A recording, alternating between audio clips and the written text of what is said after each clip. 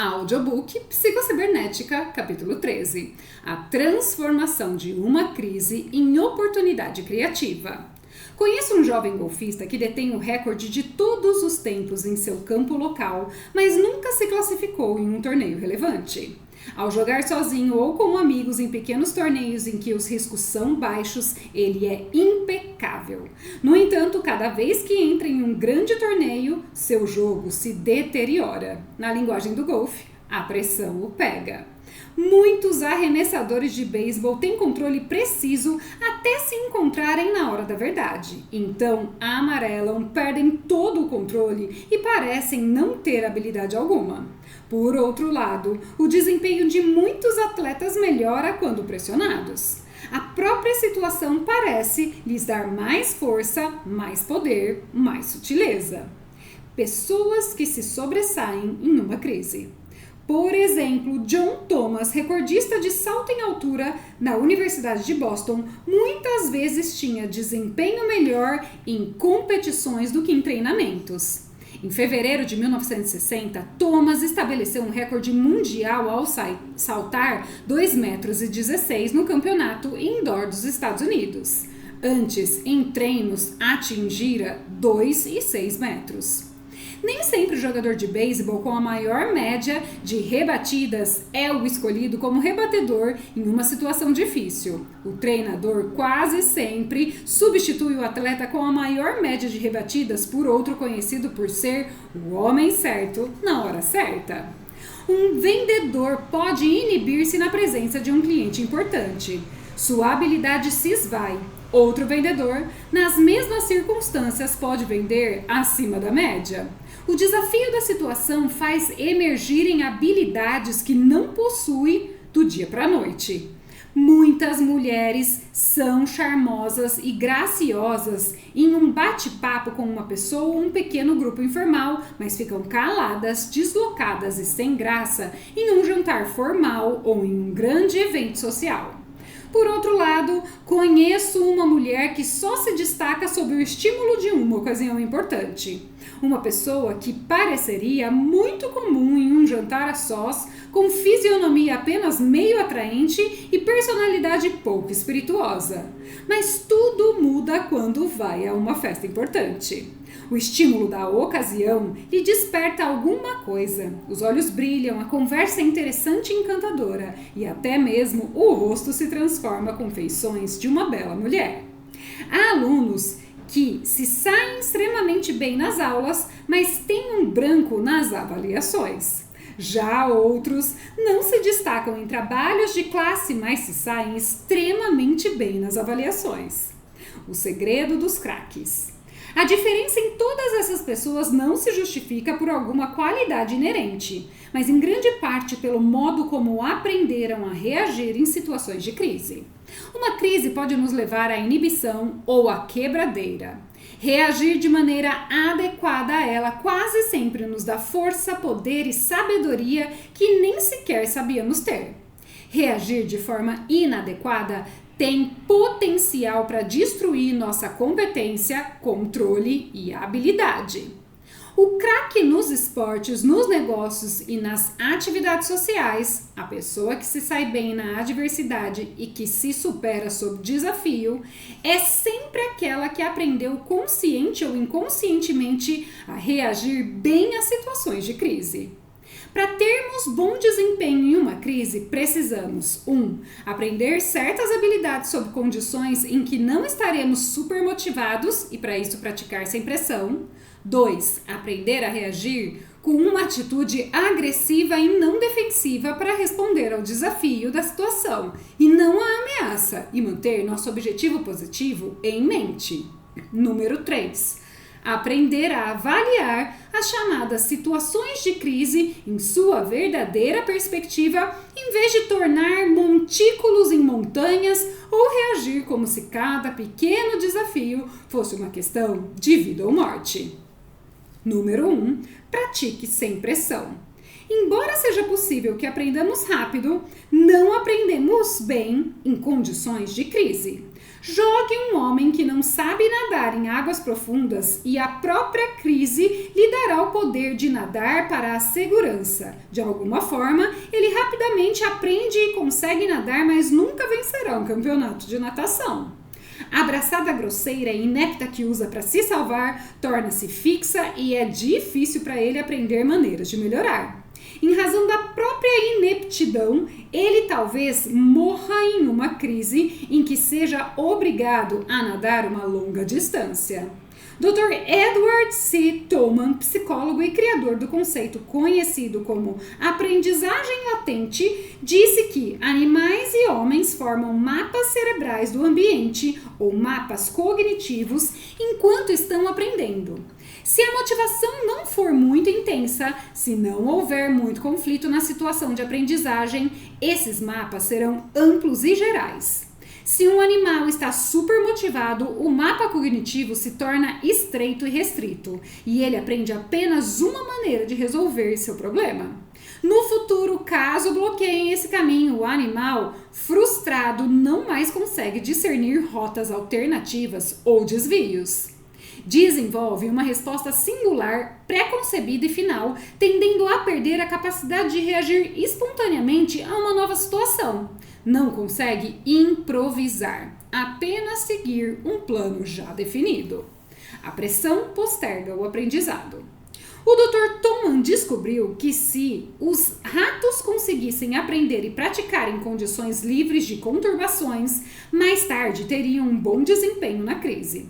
Por exemplo, se lhes permitissem vagar à vontade e explorar um labirinto quando saciados de fome e sede, não pareceriam aprender nada. Mais tarde, porém, se os colocassem esfomeados no labirinto, demonstrariam o aprendizado indo rápida e eficientemente para o objetivo. A fome confrontava esses ratos treinados com uma crise a qual reagiam bem.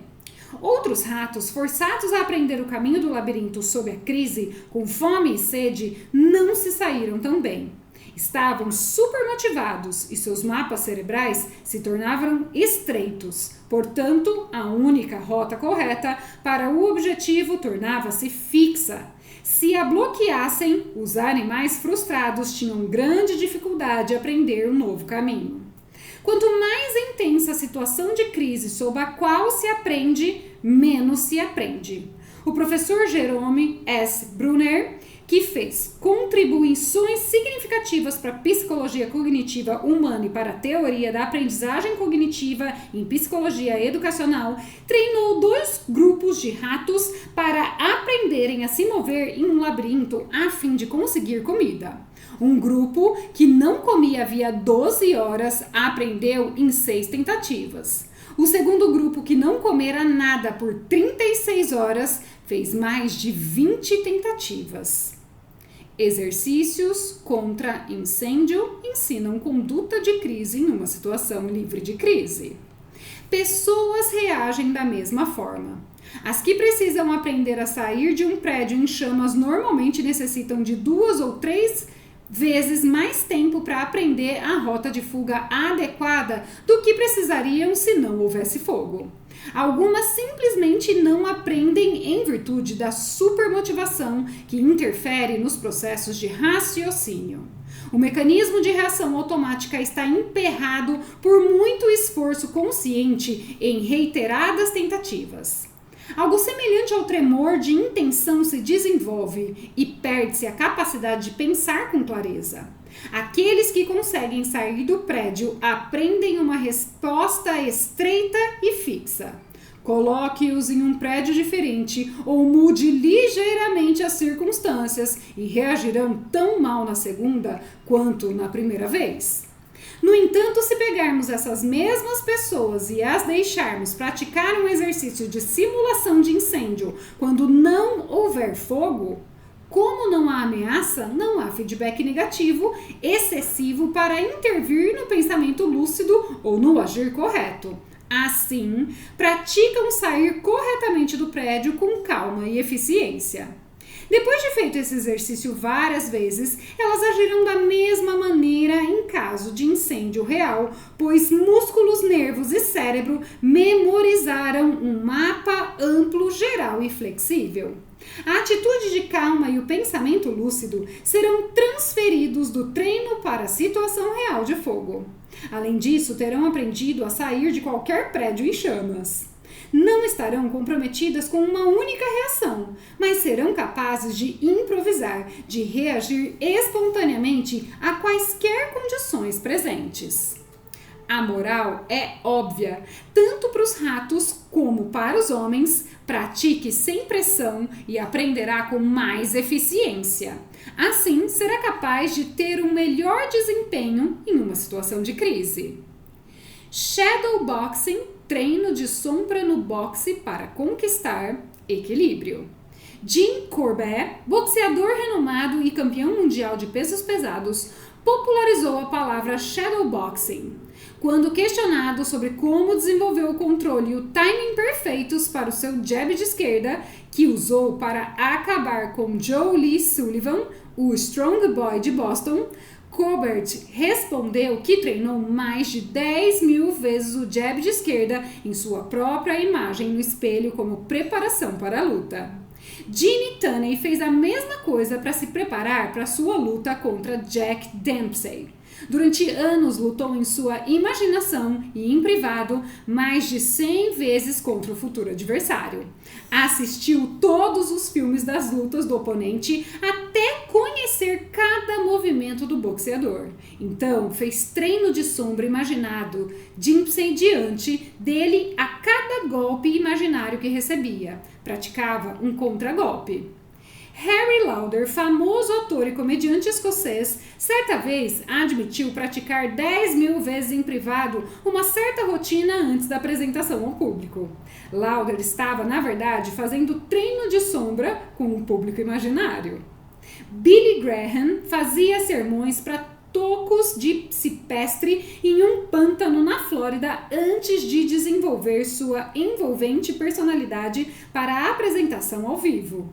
De uma forma ou de outra, a maioria dos bons oradores fez a mesma coisa. Apresentam seu discurso para sua própria imagem no espelho. Um conhecido meu enfileira de 6 a 8 cadeiras vazias, imagina pessoas sentadas e ensaia diante de uma plateia imaginária. A prática tranquila produz melhores resultados. Quando Ben Hogan jogava torneios de golfe regularmente, mantinha um taco em seu quarto onde praticava todos os dias balançando de forma correta e sem pressão com uma bola de golfe imaginária. Nos campos de golfe, ele imaginava os movimentos antes de dar a tacada e então dependia da memória muscular para executá-la corretamente. Alguns atletas praticam em privado com a menor pressão possível. Eles, ou seus treinadores, recusam-se a permitir que a imprensa assista aos treinos. Recusam-se até mesmo a divulgar qualquer informação relativa ao treino para fins publicitários, a fim de se protegerem da pressão. Tudo é organizado para tornar o treino e a prática descontraídos e livres de pressão.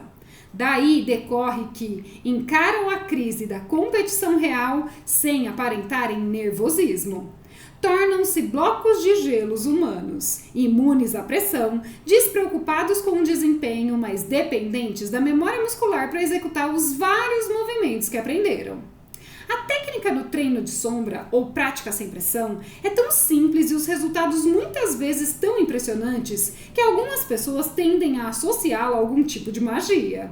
Por exemplo, lembro-me de uma viúva que durante anos ficava nervosa e se sentia pouco à vontade em eventos sociais.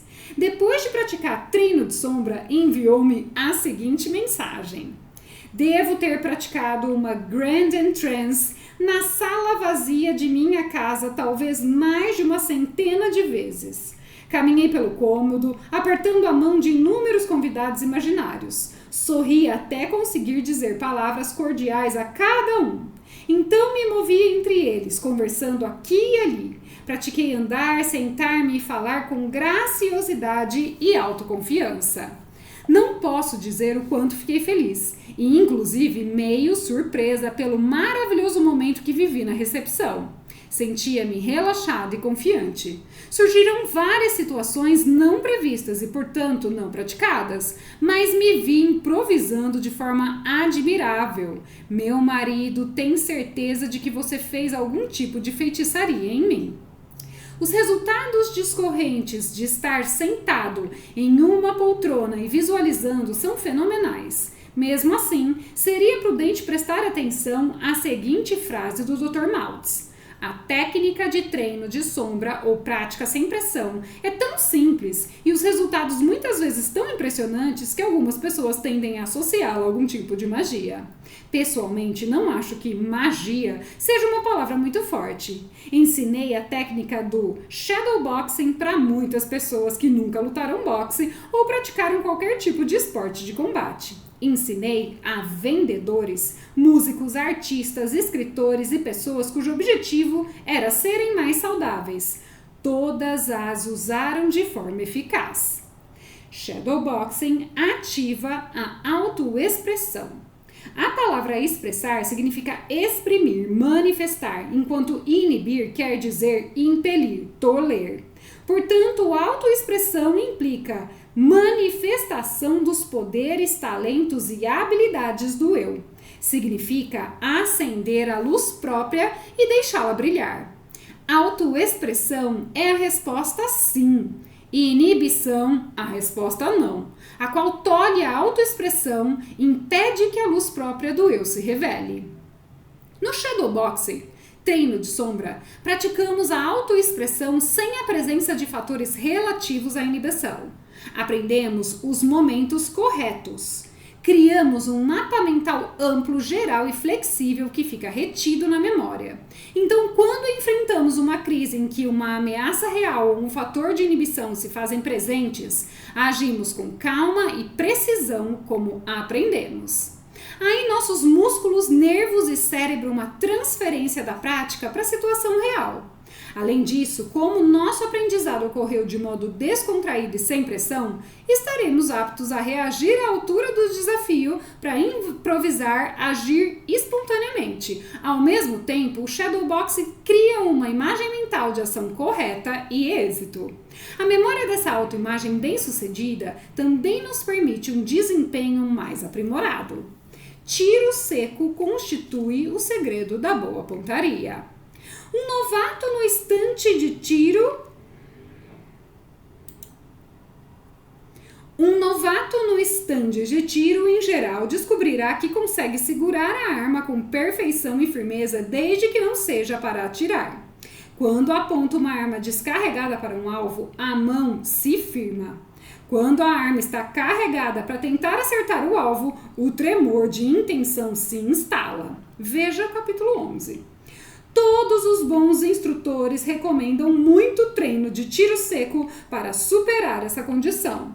O atirador mira com calma, engatilha e atira em um alvo na parede. Ainda com calma e atenção, observa como está segurando a arma, se ela está inclinada ou não, se ele está apertando ou puxando o gatilho. Aprende bons hábitos. Não há tremor de intenção porque a situação não desencadeia excesso de cautela, nem ansiedade por resultados. Depois de milhares de ensaios, o novato descobrirá que consegue segurar a arma carregada e atirar mantendo-a a mesma atitude mental e realizando os mesmos movimentos calmos e deliberados. Um amigo meu aprendeu a atirar em codornas da mesma maneira. Embora fosse bom no tiro ao alvo, o barulho de uma ave quando levantava voo e a ansiedade por resultados ou excesso de motivação faziam com que quase sempre errasse o tiro. No primeiro dia de caçada seguinte, depois de aprender sobre o treino da sombra, levou uma espingarda descarregada para evitar a empolgação, pois não havia possibilidade de tiro real e nem excesso de motivação. Praticou os tiros nessas condições em cerca de 20 codornas. Após os 6 primeiros tiros, já havia perdido toda a ansiedade e nervosismo. Seus colegas pensavam que tinham alguns parafusos soltos na cabeça. No dia seguinte, contudo, ele se redimiu ao acertar os 8 primeiros pássaros e conseguir um total de 15 em 17. Shadowboxing ajuda a acertar a tacada. Não faz muito tempo, em um domingo, visitei um amigo em um subúrbio de Nova York. Seu filho de 10 anos ambicionava se tornar uma grande estrela de futebol. Atuava bem como defensor, mas não conseguia rebater. Cada vez que o pai jogava a bola para o menino, ele congelava e errava por uns 30 centímetros. Na tentativa de ajudá-lo, eu disse: você está tão ansioso para acertar a bola e seu medo de errar é tanto que nem consegue enxergar com clareza. Tensão e ansiedade interferiam na visão e nos reflexos. Os músculos do braço não executavam as ordens do cérebro.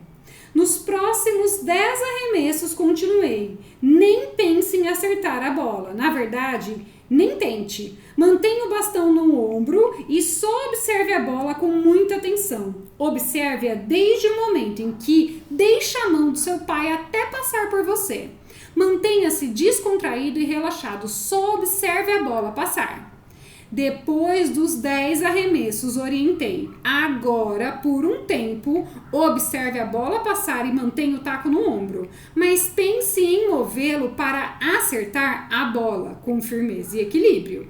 Depois disso, disse-lhe que continuasse a manter esse sentimento e observasse a bola com cuidado, deixando o taco se movimentar e encontrar a bola sem tentar bater com força. O menino acertou. Depois de algumas rebatidas fáceis, já conseguia rebater a bola para longe do pai e eu conquistei um amigo para toda a vida. O vendedor que praticava não vender. A mesma técnica para acertar a tacada pode ser usada para vendas. Ensino ou admiração de um negócio. Um jovem vendedor reclamou que ficava paralisado quando visitava clientes em potencial.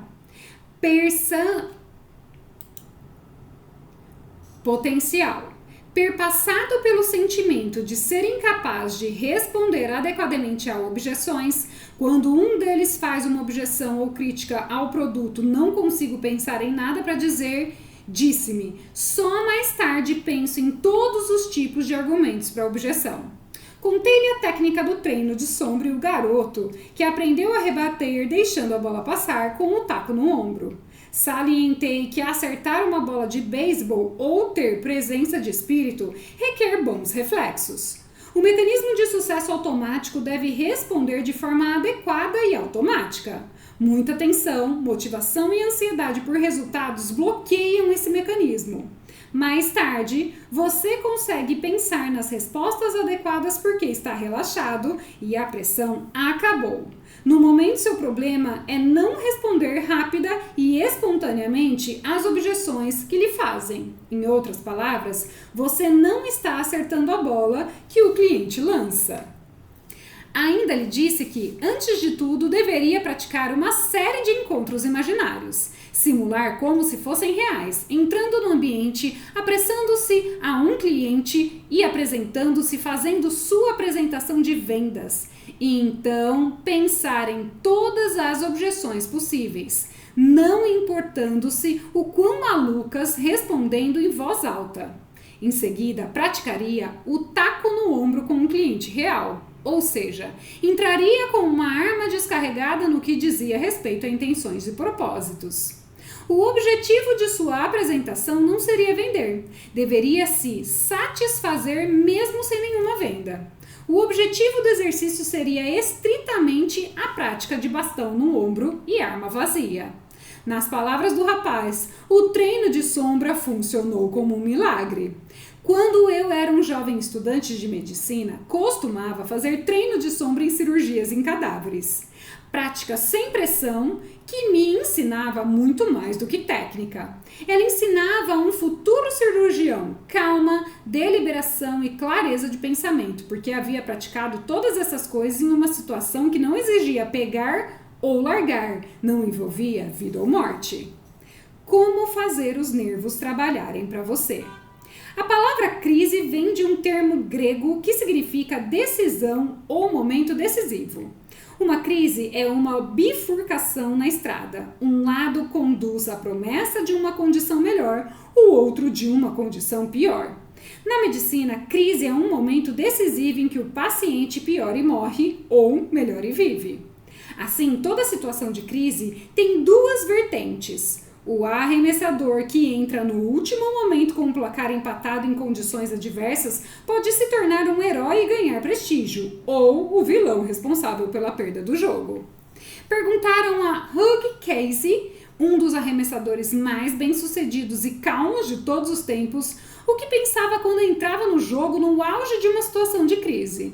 Sempre penso no que vou fazer e no que quero que aconteça, respondeu, em vez de pensar no que o rebatedor vai fazer ou o que pode acontecer comigo. Portanto, ele se focava no que queria que acontecesse e sentia que poderia fazer acontecer. E geralmente acontecia. Essa mesma atitude é outro elemento importante para reagirmos bem em qualquer situação de crise. Se conseguirmos manter uma postura ofensiva, assumir uma reação positiva às ameaças, a própria situação pode atuar como um estímulo para liberar poderes inexplorados. Já há muitos anos, os jornais publicaram a história de um sujeito gigante que fez o que 2 caminhões de demolição e um bando de homens não conseguiram. Levantou a cabine esmagada de um caminhão e libertou o motorista preso nas ferragens.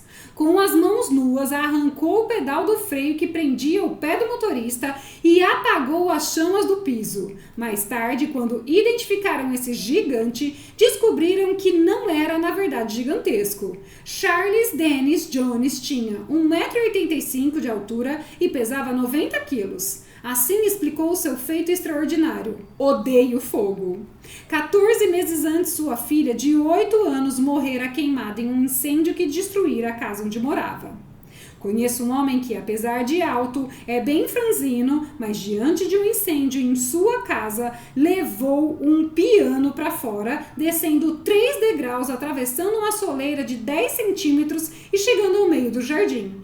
Para transportar o piano para casa, haviam sido necessários 6 homens fortes. Sob o estímulo da excitação e da crise, o sujeito conseguiu tirá-lo de lá sozinho. 2. Tire da crise o poder. O neurologista J.A. Hadfield fez um extenso estudo sobre os poderes extraordinários, físicos, mentais, emocionais e espirituais que ajudam as pessoas em tempos de crise. É fantástico o modo como o poder aparece em nosso auxílio em qualquer momento de emergência, disse. Levamos vidas modestas evitando tarefas difíceis até que talvez sejamos forçados a encará-las ou que nós mesmos resolvamos enfrentá-las e imediatamente parecemos desbloquear forças invisíveis. Quando temos que enfrentar o perigo, a coragem aparece. Quando a provação nos expõe a um longo e contínuo estresse, nós nos empoderamos pela perseverança. Quando uma tragédia que tanto tememos nos atinge, sentimos internamente a força dos braços eternos de Deus. A experiência ensina que em situações de grandes demandas, se aceitarmos o desafio sem medo e despendermos nossas forças com confiança, todo perigo ou dificuldade gera força. Como teus dias, tua força será. O segredo está na atitude de aceitarmos sem medo o desafio e despender com confiança as nossas forças. Isso significa manter uma atitude combativa direcionada para o objetivo e não negativa de defesa e fuga. Não importa o que aconteça, consigo lidar com a situação ou consigo enxergar além dela, em vez de espero que nada aconteça. Foque-se no objetivo. A essência dessa atitude combativa é permanecer orientada para o objetivo. Você mantém o foco em seu objetivo positivo. Tem a intenção de passar pela experiência da crise para atingi-lo. Não se desvia para os objetivos secundários, fuga, esconderijo, evitação da crise ou, na linguagem de William James, assume uma atitude de luta em vez de medo ou fuga. Se conseguir a próxima situação de crise, atua como um estímulo que libera energia extra para ajudá-lo a atingir o objetivo. Prescott LeKay, autor de Self-Consistency, A Theory of a Personality, Autocoerência, uma teoria de personalidade, disse que o propósito da emoção é o reforço ou a força extra e não servir como um sinal de fraqueza. Ele acreditava que há apenas uma emoção básica, a empolgação, que se manifesta como medo, raiva, coragem, etc. Dependendo dos nossos objetivos internos no momento, dependendo de estarmos internamente focados em vencer um problema, fugir dele ou destruí-lo. O verdadeiro problema não é controlar a emoção, escreveu Lekai, mas controlar a escolha de qual tendência deve receber o reforço emocional. Vou novamente, Henrico. O verdadeiro problema não é controlar a emoção, escreveu Lekai, mas controlar a escolha de qual tendência deve receber reforço emocional. Se nossa intenção ou nossa atitude rumo ao objetivo é seguir em frente, tirar o máximo proveito da crise e vencer, apesar dela, a empolgação reforçará essa tendência, dando-nos mais coragem, mais força para seguirmos em frente. Se dependermos de vista... De novo, Henrico. Se perdermos de vista nosso objetivo original e assumirmos uma atitude de fuga, em clara evitação da crise, essa tendência de fuga também será reforçada e sentiremos medo ou ansiedade. Não confunda a empolgação com medo.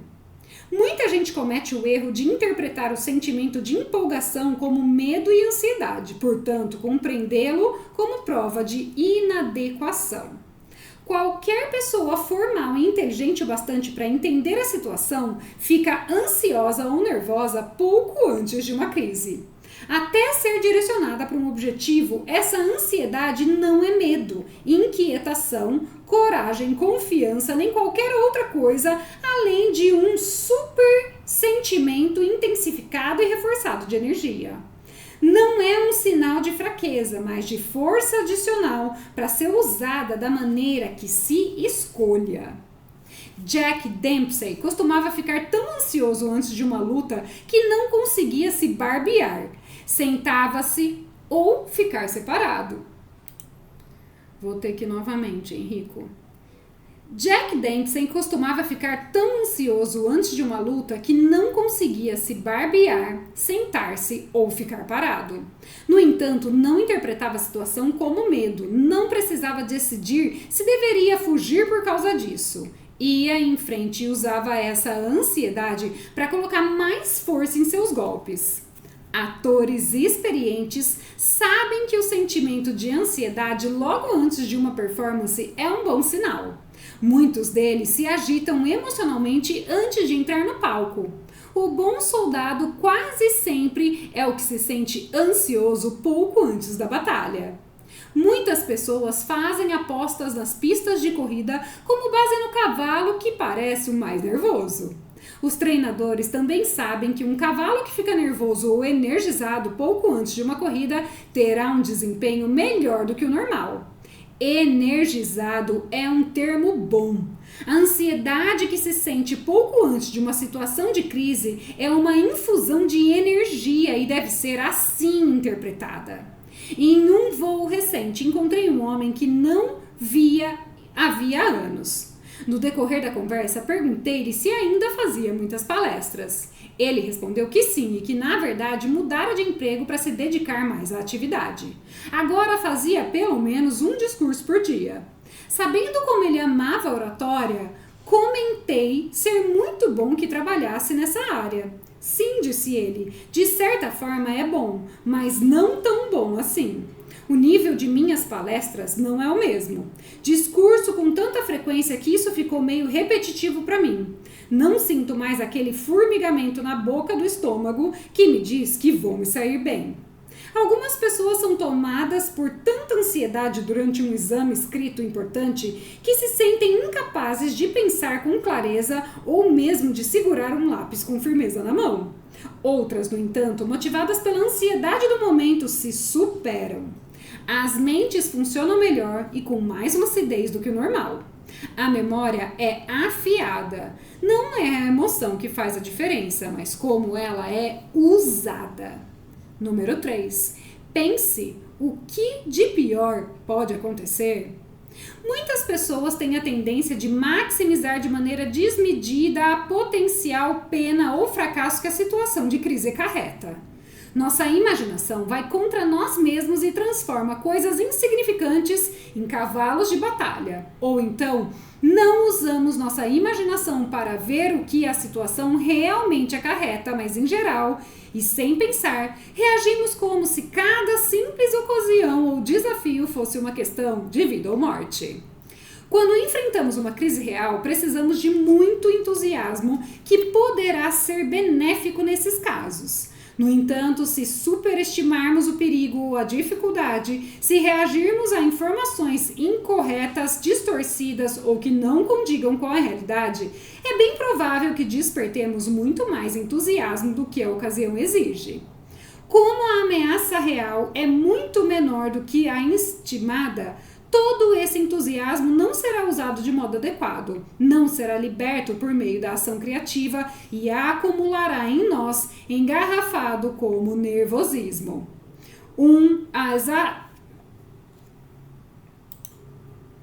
De novo, Henrico.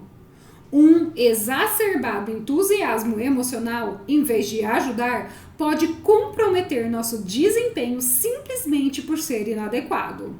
O filósofo e matemático Bertrand Russell se refere a uma técnica que usou em si mesmo como sucesso para minimizar o entusiasmo excessivo. Quando há uma ameaça de infortúnio, considere séria e deliberadamente o que de pior poderia acontecer. Tendo encarado esse possível infortúnio, dê a si mesmo boas razões para pensar que, afinal, não seria um desastre tão terrível. Tais razões sempre existem De novo, Henrico. Tais razões sempre existem, pois, na pior das hipóteses, nada do que acontece a alguém tem qualquer importância cósmica. Depois de ponderar por algum tempo sobre a pior possibilidade e tiver dito a si mesmo com real convicção, bem, afinal isso não é tão importante assim, perceberá que sua preocupação diminuirá de forma extraordinária. Talvez precise repetir o processo algumas vezes, mas no final, se não se esquivou de enfrentar o pior problema possível, descobrirá que a preocupação desaparece por completo, substituída por uma espécie de alegria. Como Carlyle encontrou coragem?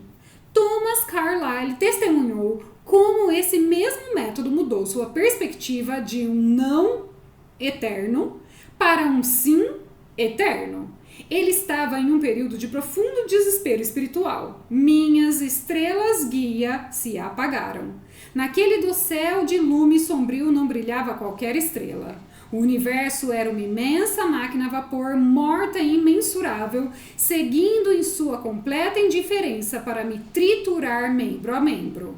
Então, em meio a essa falência espiritual, aflorou um novo modo de vida. Eu perguntei a mim mesmo, do que tens medo? Pelo que? Como um covarde sempre te lamurias e choramingas e vais acovardado e trêmulo. Bípede desprezível, qual o somatório do pior que está diante de ti? Morte? Bem, morte? E digas também as agonias do inferno e tudo o que o diabo e o homem querem ou podem fazer contra ti? Não tens um coração? Não consegues sofrer o que seja? E, como um filho da liberdade, embora proscrito, tem o próprio inferno sob seus pés enquanto ele te consome? Que venha então, eu vou enfrentá-lo e desafiá-lo. E enquanto assim pensava, uma torrente de fogo correu por toda a minha alma, e afastei de mim para sempre o temor íntimo. Eu era forte como uma força desconhecida, um espírito quase um deus. Desde então, a índole da minha miséria mudou. Não medo ou tristeza lamuriosa, mas indignação e desafio implacável de olhos de fogo. Sartor Resartus. Russell e Carlyle nos dizem como manter uma atitude combativa, autodeterminada, direcionada a objetivos, mesmo na presença de ameaças e perigos reais e sérios. Transformar pequenos problemas em cavalos de batalha. A maioria de nós, no entanto, se deixa desviar por ameaças insignificantes ou mesmo imaginárias, as quais insistimos em interpretar como situações de tudo ou nada ou de vida ou morte. Já disseram que a causa mais comum de úlceras é a reação exacerbada a pequenos problemas. Um vendedor que visita um cliente importante às vezes age como se a ocasião envolvesse vida ou morte. Uma jovem que vai a seu primeiro baile às vezes age como se tivesse um julgamento por sua vida. Muitas pessoas em entrevistas de emprego se comportam como se estivessem morrendo de medo e por aí vai.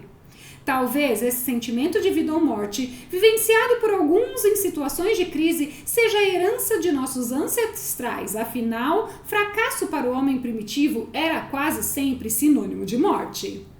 A despeito de sua origem, no entanto, minha experiência com vários pacientes mostrou que a superação vem com calma e racionalidade. Em vez de responder automática, cega e irracionalmente, questione-se. Qual a pior coisa que pode acontecer comigo se eu fracassar? O que você tem a perder? Uma avaliação minuciosa mostrará que a maioria dessas situações cotidianas de crise não envolve questões de vida ou morte, mas oportunidades para avançar ou permanecer onde se está. Por exemplo, qual a pior coisa que pode acontecer ao vendedor? Ou concretizará a venda saindo-se melhor do que esperava, ou não, e não ficará pior do que se sentia antes da visita. O candidato a uma vaga de emprego será chamado ou não, e neste caso permanecerá na mesma posição de antes. E a garota? O pior que pode lhe acontecer é continuar a ser como era antes do baile, relativamente desconhecida, sem causar comoção em grupos sociais. Poucas pessoas percebem o poder de uma simples mudança de atitude. Um vendedor que conheço dobrou sua renda depois de conseguir mudar sua perspectiva assustada e em pânico de tudo depende disso para uma outra de tenho tudo a ganhar e nada a perder. Walter Pidgeon, ator, contou que sua primeira apresentação pública foi um completo fracasso. Ele estava morrendo de medo, no entanto, nos entreatos, refletiu que já havia falhado e, portanto, não tinha mais nada a perder. Se desistisse da carreira de ator, seria um completo fracasso. Então, a volta ao palco não era o que deveria preocupá-lo. Encarou o segundo ato relaxado e confiante, e foi um sucesso. Lembre-se, acima de tudo, que o elemento mais importante em qualquer situação de crise é você. Pratique e aprenda as técnicas simples desse capítulo e, como centenas de outros antes de você, aprenderá que as crises vão funcionar a seu favor, cada qual com uma verdadeira oportunidade criativa. Pontos chaves para relembrar, resumo aqui. Histórico de caso. Redija uma experiência pessoal explicada pelos princípios apresentados neste capítulo. Fim do capítulo 13.